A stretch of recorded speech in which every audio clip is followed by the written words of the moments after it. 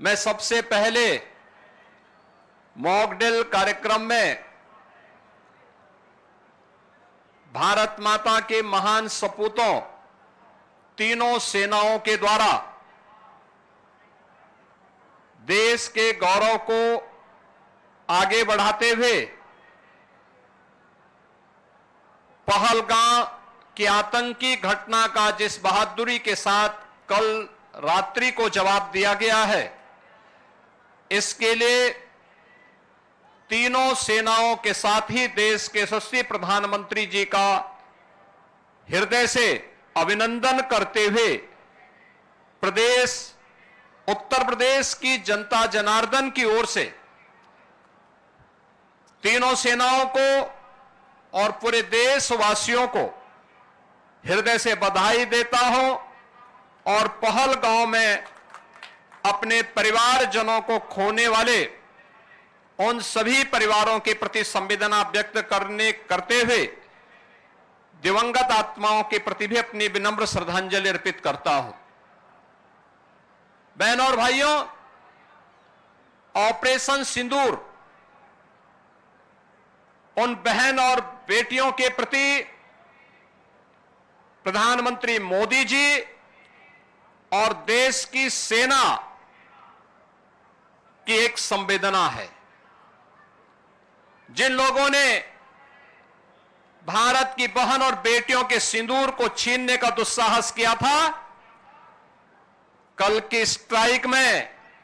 उन्हें अपना खानदान खोना पड़ा है और दुश्मन के काराना हरकतों का जवाब ये नया भारत इसी मजबूती के साथ देगा। यह प्रधानमंत्री जी ने पहले दिन ही देशवासियों को आश्वस्त किया था और कल की घटना में एक बार फिर से नए भारत ने यह साबित भी किया है। आपात स्थितियों में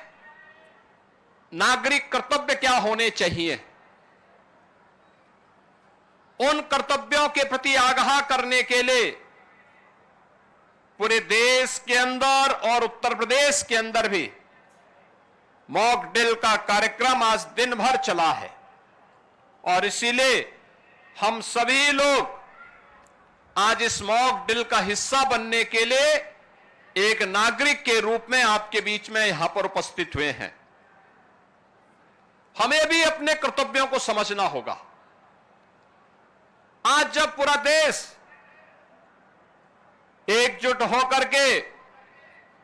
भारत की बहादुर सेनाओं के पराक्रम का लोहा दुनिया मान रही है, तो हमें भी देश की सेनाओं के साथ सेना, अर्धसेना, पुलिस बल और उन सभी संस्थाओं के मनोबल को बढ़ाने के लिए पूरे मजबूती के साथ उनके साथ खड़ा होना होगा। ये मॉक ड्रिल का कार्यक्रम उसी का हिस्सा है। आपातकालीन कोई स्थिति ऐसी पैदा होती है, उन स्थितियों में हमारा दायित्व बनता है कि दुश्मन को कहीं भी कोई ऐसा अवसर न मिले, किसी विरोधी को कोई ऐसा अवसर न मिले जिससे जन धन की कहीं हानि हो। उससे बचाव करने के लिए क्या उपाय हो सकते हैं? आपने देखा होगा कि किस तरीके से क्रमबद्ध तरीके से सिविल डिफेंस ने, एनडीआरएफ ने आपके सामने उसका एक प्रदर्शन किया है और यह केवल एनडीआरएफ या सिविल डिफेंस के लिए ही नहीं, केवल एनसीसी, एनएसएस, स्काउट गाइड या एसडीआरएफ या होमगार्ड या आपदा मित्रों के लिए ही नहीं, आम नागरिकों को भी इनके साथ जुड़ना पड़ेगा, देखना पड़ेगा, अपने कर्तव्यों के प्रति आगाह होना पड़ेगा। और यही वर्तमान समय में पूरे देश के प्रति